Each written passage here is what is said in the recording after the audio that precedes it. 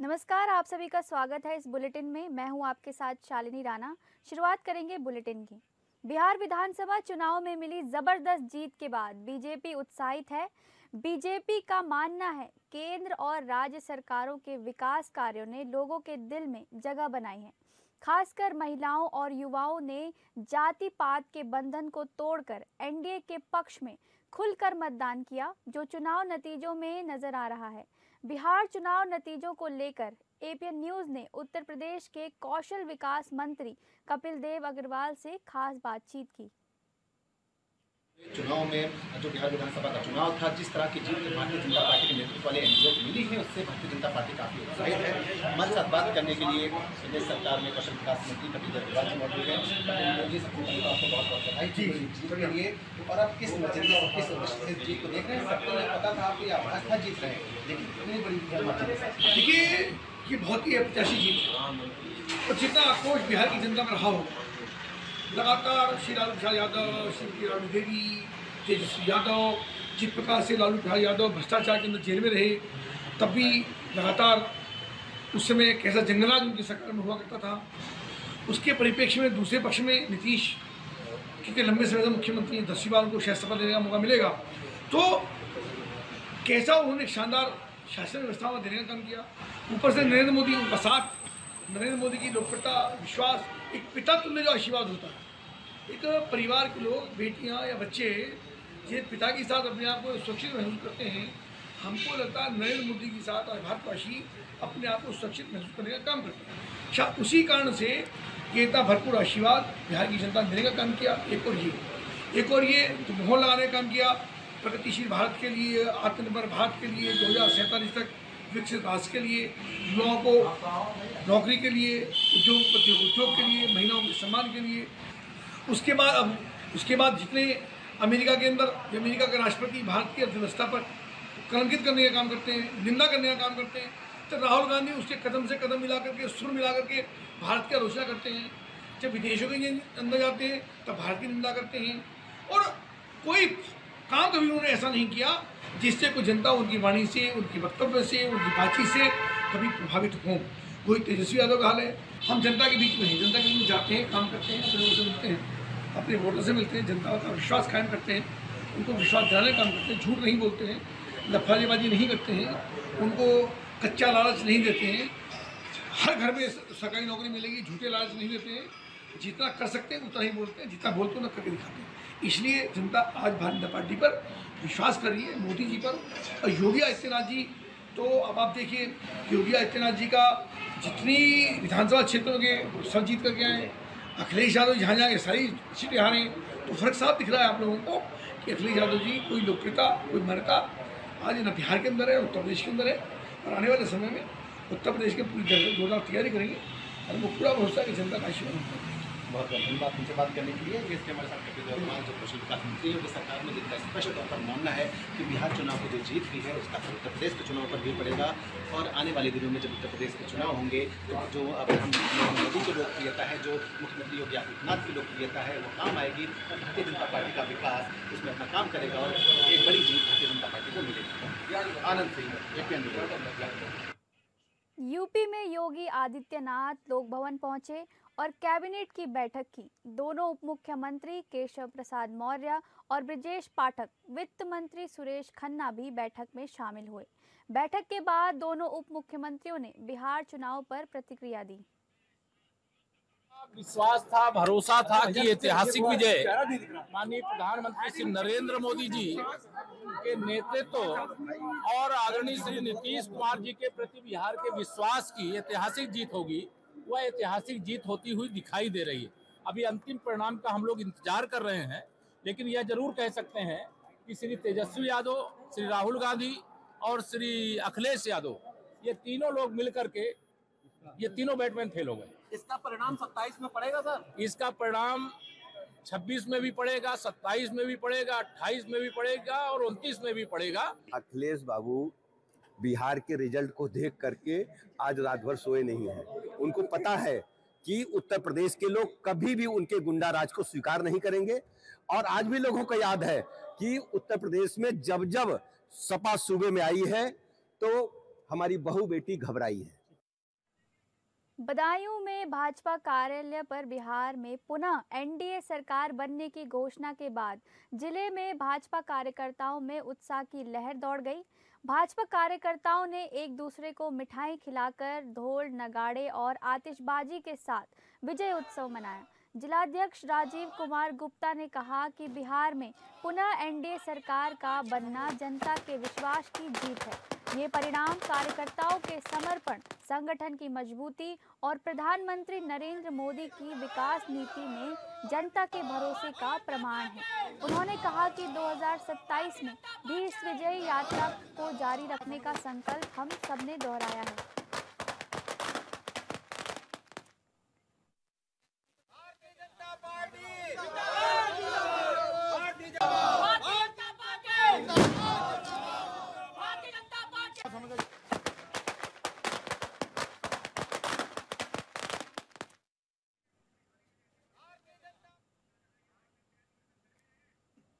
Samajwadi party के राष्ट्रीय अध्यक्ष अखिलेश यादव ने दिल्ली बम धमाके पर निशाना साधते हुए कहा कि केंद्र सरकार की नाकामी की वजह से बम धमाके हुए हैं।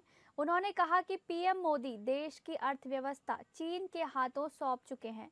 देश की इकोनॉमी चीन के कब्जे में है। वहीं चुनाव आयोग पर निशाना साधते हुए कहा कि चुनाव आयोग अब भाजपा के इशारों पर काम कर रहा है। अखिलेश यादव ने कार्यकर्ताओं से कहा कि एक भी वोट ना छूटे, अपना नाम वोटर लिस्ट में सुनिश्चित कर लें। प्रदेश पर निशाना साधते हुए कहा कि बीजेपी वाले भगवान से ऊपर हो गए हैं। इकाना स्टेडियम का नाम बदल दिया, बिजली महंगी कर दी, लेकिन कोई नया कारखाना नहीं लगाया। आज शादी ब्याह में सोना खरीदना कितना महंगा हो गया है। बीजेपी वाले असली भूमाफिया हैं। उन्होंने दावा किया कि 2027 में बड़ा बदलाव आएगा। योगी जी जब अपनी कुर्सी हिलते हुए देखते हैं तो कम्युनल हो जाते हैं। नौजवानों को रोजगार चाहिए और सरकार को भी समझना चाहिए कि अब जनता बदलाव का मूड बना चुकी है। तो वहां पर किसी देश की टीम का होम ग्राउंड बन गया, लखनऊ एकाना बना, ये अलग बात है। बीजेपी के लोग भगवान से ऊपर हैं। बीजेपी के लोग भगवान से ऊपर हैं। एकाना भगवान का नाम है, लेकिन उसका भी नाम नहीं छोड़ा इन्होंने, वो भी नाम बदल दिया। एकाना स्टेडियम बना, इसे स्पोर्ट्स सिटी, इस तरह और फैसिलिटी हुई। बिजली के लिए कारखाने लगे कि उत्तर प्रदेश को बिजली मिले। ये सरकार बताए कि कौन सा बिजली का कारखाना इनकी सरकार में लगा। कभी मुख्यमंत्री जी ने एक बिजली का बड़ा कारखाने का नाम लिया हो तो बता दो कि ये कारखाना हमने लगाया। एक बिजली का कारखाना नहीं लगाया। और क्या किया? बिजली महंगी कर दी। आज हमारा रुपया कहाँ है? डीजल पेट्रोल कहाँ है? गरीब के लिए शादी ब्याह में ये सही बात है कि चीज़ें बढ़ी, आगे आई कुछ चीज़ें, लेकिन गरीब अगर सोना का अपनी बेटी के लिए कुछ भी देना चाहे तो क्या है उसके पास? आज इतने महंगे सोने में क्यों है? सुना है कि बीजेपी के लोग रुपया छोड़ करके सोने इकट्ठा कर रहे हैं, ज़मीनें इकट्ठी कर रहे हैं। हो सकता है बरेली में भी बीजेपी वाले ज़मीनें इकट्ठी कर रहे हों। और भूमाफिया कोई नहीं है अभी प्रदेश में, बीजेपी भूमाफिया है। बीजेपी के लोग कहीं ज़मीन दिख जाएगी वो भूमाफिया बन के काम कर रहा है। और इतना करप्शन किसी ने कभी नहीं देखा होगा जो सरकार में हो रहा है।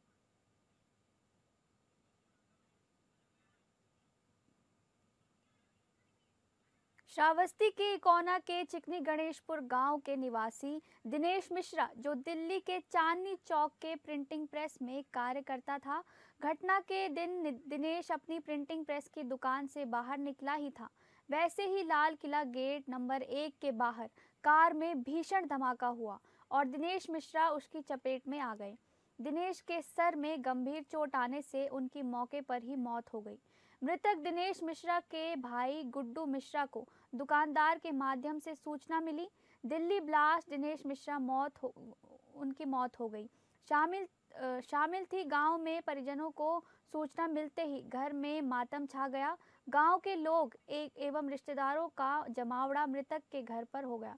सपा के सांसद राम शिरोमणि वर्मा सहित क्षेत्रीय भाजपा विधायक राम फेरन पांडे सहित जनप्रतिनिधियों ने पीड़ित परिवार के घर पहुंचकर सांत्वना दी।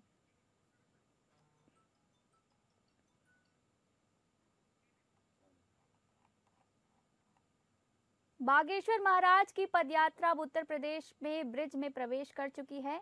सनातन हिंदू एकता पदयात्रा की सुरक्षा व्यवस्था 18 जोन में बांटी गई। 3000 पुलिस बल लगाया गया है। सुरक्षा व्यवस्था एसीपी अनुज चौधरी के हाथ में सौंप दी गई है। उत्तर प्रदेश में प्रवेश करते ही बागेश्वर महाराज ने कहा, हम यहाँ से उत्तर प्रदेश की सीमा में भगवान श्री कृष्ण की नगरी के नज़दीक हैं और हम प्रवेश कर चुके हैं। हरियाणा पुलिस प्रशासन का धन्यवाद। अच्छी व्यवस्था पदयात्रा में की गई थी, लेकिन अब हम उत्तर प्रदेश ब्रिज में प्रवेश कर चुके हैं। उत्तर प्रदेश पुलिस के हाथों में पूरी सुरक्षा है। यहाँ से तो और कोई डर नहीं है कि गाड़ी पलट जाए। उत्तर प्रदेश पुलिस प्रशासन से निवेदन करेंगे कि पदयात्रा के दौरान आने वाले साधु संतों को आने से रोका ना जाए, क्योंकि पदयात्रा कुछ दिनों की है, लेकिन हमें उन संतों के बीच ही रहना है। पीछे कर लो और पीछे करो इन लोगों को।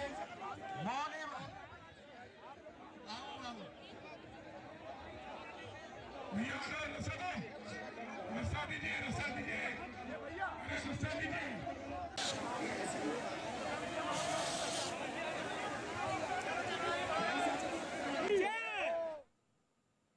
बदायूं के थाना उसहद क्षेत्र में तेज रफ्तार का कहर देखने को मिला, जहां एक पेट्रोल पंप के पास 4 पहिया कार चालक बाइक सवार दूध विक्रेता को टक्कर मार दिया। हादसे में दूध विक्रेता ध्यानपाल मौके पर ही मौत हो गई। हादसे के बाद कार चालक मौके से फरार हो गया। हादसे की सूचना पाकर पुलिस मौके पर पहुंचकर शव को कब्जे में लेकर पोस्टमार्टम हाउस पर रखवाया। पुलिस 4 पहिया वाहन की तलाश कर रही है।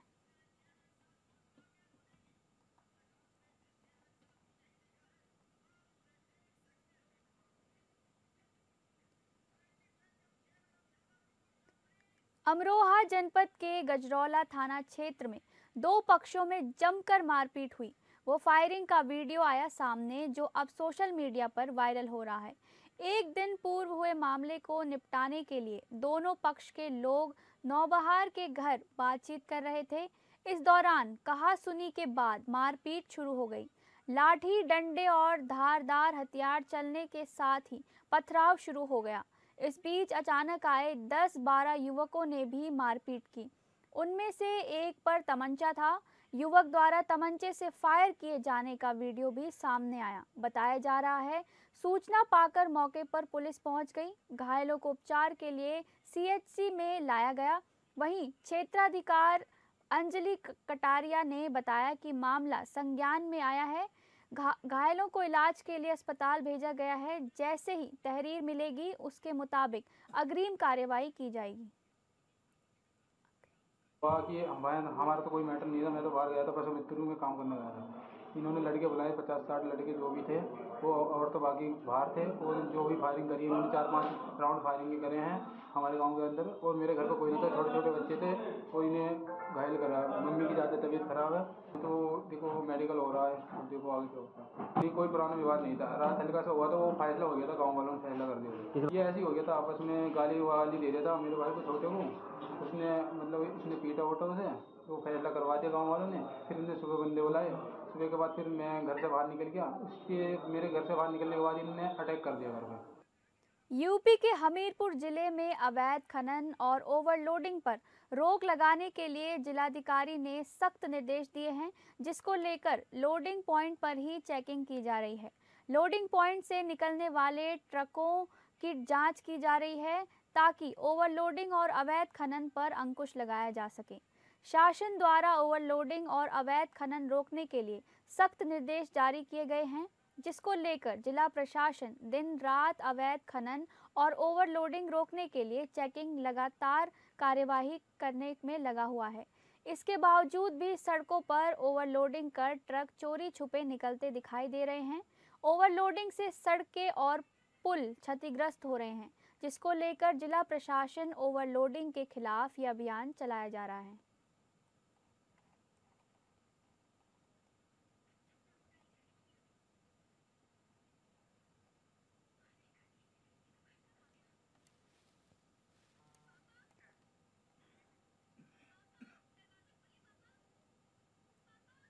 सहारनपुर में भ्रष्टाचार के खिलाफ एंटी करप्शन टीम ने बड़ी कार्रवाई की है। टीम ने ग्राम पंचायत नुलानी के सचिव संजय कुमार को 20,000 रुपए की रिश्वत लेते हुए रंगे हाथ गिरफ्तार किया। ये कार्रवाई गांव परागपुर निवासी ठेकेदार अरविंद कुमार की शिकायत पर की गई। आरोपी सचिव को हिरासत में लेने के बाद पुलिस टीम उसे थाना गगलहेड़ी ले गई। वहां उसके खिलाफ मुकदमा दर्ज करने की प्रक्रिया शुरू कर दी गई है। शिकायतकर्ता अरविंद कुमार पेशे से ठेकेदार हैं। उन्होंने बताया कि उन्होंने ग्राम पंचायत क्षेत्र में फुटरेज शॉप का निर्माण कराया था। इस निर्माण कार्य का भुगतान पिछले 2 वर्षों से अटका हुआ था, जबकि अन्य ठेकेदारों के बिल समय पर पास कर दिए गए थे। अरविंद कुमार ने कई बार ग्राम सचिव संजय कुमार से भुगतान की मांग की, लेकिन सचिव लगातार टाल मटोल करते रहे। पीड़ित ने जिलाधिकारी से शिकायत की, जिसके बाद सचिव ने लिखित में जवाब दिया कि पैसा आने पर भुगतान कर दिया जाएगा। अरविंद कुमार ने कहा कि ऐसे भ्रष्ट अधिकारियों के कारण ईमानदार ठेकेदारों को काफी परेशानियों का सामना करना पड़ता है। उन्होंने भ्रष्टाचार में लिप्त अधिकारियों पर कड़ी कार्रवाई की मांग की है।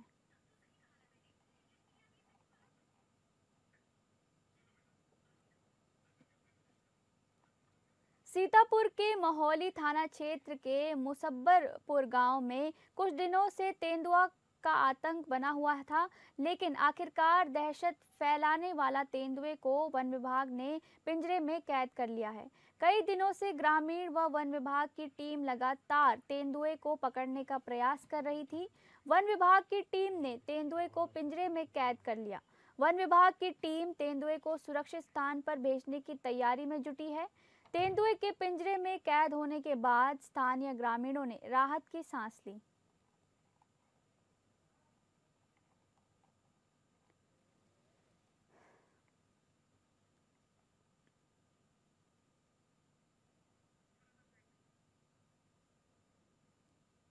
श्रावस्ती में उस वक्त हड़कंप मच गया जब एक ही कमरे में एक ही परिवार के बच्चे, पति पत्नी समेत 5 लाश बरामद हुई। लाश पर ही ना जख्म का निशान है, ना ही कोई चोट, जिससे लगे कि यहाँ सामूहिक हत्या हुई है। घटना उत्तर प्रदेश के श्रावस्ती जनपद के थाना इकौना के कैलाशपुर के लियाकतपुरवा की है, जहाँ पर एक बंद कमरे में रोज अली, उसकी पत्नी और 3 बच्चों के शव संदिग्ध परिस्थितियों में मिलने से हड़कंप मच गया। बताया जा रहा है कि रोज अली हर दिन की तरह अपने कमरे में बीती रात सोने चला गया, लेकिन जब सुबह कमरा खोला गया तो एक ही कमरे में पति, पत्नी और 3 बच्चों की लाश संदिग्ध परिस्थितियों में पड़ी मिली, जिससे पूरे क्षेत्र में सनसनी का माहौल है। वहीं मौके पर पहुंची पुलिस और फॉरेंसिक टीम हर पहलू से घटना को जांचने की कोशिश कर रही है, क्योंकि इन 5 शव में जिस्म पर ना ही कोई तरीके के चोट का निशान पाए गए हैं। वहीं पुलिस के लिए सबसे बड़ी एक ही परिवार के 5 लोग की मौत चुनौती बन गई है कि आखिर इन 5 लोगों की एक साथ मौत कैसे हुई। अब पुलिस को पता लगाना है कि ये हत्या है या आत्महत्या।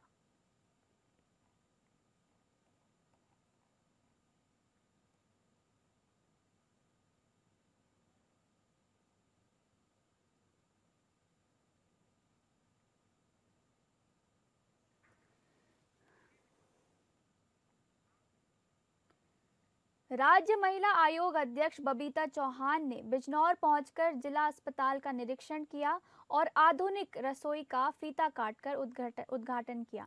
राज्य महिला आयोग अध्यक्ष बबीता चौहान ने अस्पताल के निरीक्षण के दौरान अस्पताल में आई महिलाओं से उनके स्वास्थ्य और सरकारी अस्पताल से मिल रही सुविधाओं के बारे में जानकारी ली। उन्होंने जच्चा बच्चा केंद्र में जाकर स्थिति का जायजा लिया, वेंटिलेटर पर रखे नवजात शिशुओं को देखा और उचित देखभाल के दिशा निर्देश दिए। ये सरकारी अस्पताल न रहकर अब मेडिकल कॉलेज भी बन गया है। जनपद बिजनौर में स्वास्थ्य के साथ साथ शिक्षा का क्षेत्रवासी लाभ उठा रहे हैं। जल्द ही आधुनिक चिकित्सा पद्धति से जनता चिकित्सा एवं शिक्षा का लाभ ले सकेगी।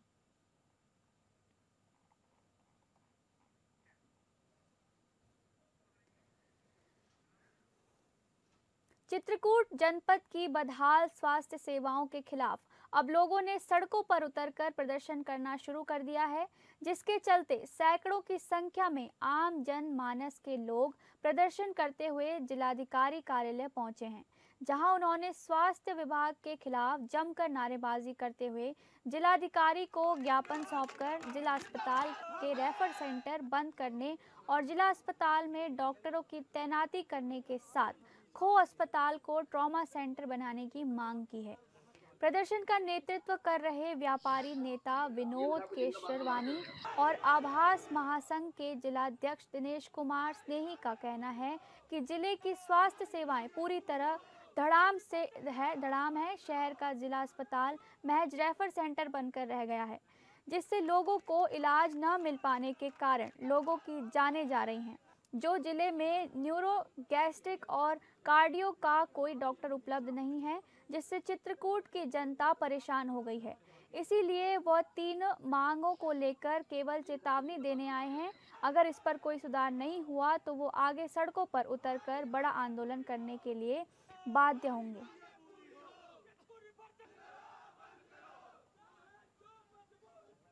क्योंकि यहाँ के जो बड़े बड़े जनप्रतिनिधि हैं, जो हॉस्पिटल में फोटो खिंचा के जिला पंचायत सांसद विधायक बन गए हैं, वो अपने बच्चों का हॉस्पिटल केला बन रहे हैं, वो अपने हॉस्पिटलों का अपने बच्चों का दवा इलाहाबाद कानपुर में करा रहे हैं। और हम जैसे गरीब लोग यहाँ जब दवा कराने के लिए जिला चित्रकूट में आते हैं तो हमें तुरंत रिफर बना दिया जाता है और कहीं ना कहीं इसका खामियाजा हम लोगों को भुगतना पड़ता है। इन्हीं तीनों मांगों को लेकर के हमारे जिलाधिकारी आवास चित्रकूट आए हैं ताकि हमारी मांगे पूरी हो सके। अगर जिलाधिकारी महोदय जी ने हमें आश्वासन दिया है, अगर हमारी मांगे पूरी नहीं होती तो जल्द से जल्द, इस बार हम एक झांकी के रूप में आए थे, अगली बार बहुत बड़ा तूफान लेकर आएंगे कि जनपद चित्रकूट की नहीं बल्कि उत्तर प्रदेश में जनपद चित्रकूट की आवाज़ को बुलंद किया जाएगा और यहाँ हम अपनी मांगों को मनवा कर रहेंगे ताकि यहाँ की जनता को समुचित उपचार, इलाज, स्वास्थ्य हर चीज़ की व्यवस्था हो सके। इस बुलेटिन में बस इतना ही। नमस्कार।